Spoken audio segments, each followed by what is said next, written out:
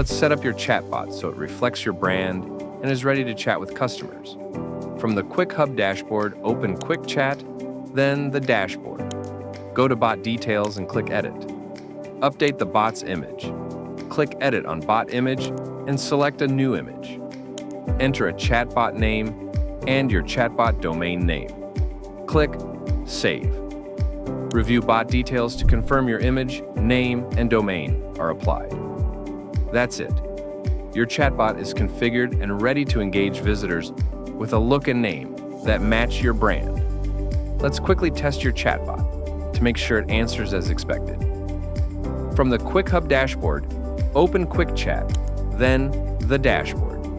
Click the Bot Status 3 dots menu and choose Copy Link. Paste the link in a new browser tab to open your live bot.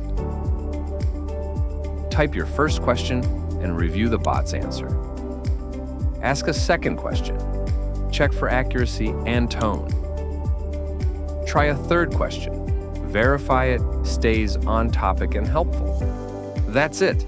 Use the shareable link to test multiple scenarios quickly and fine-tune your bot's responses before going live.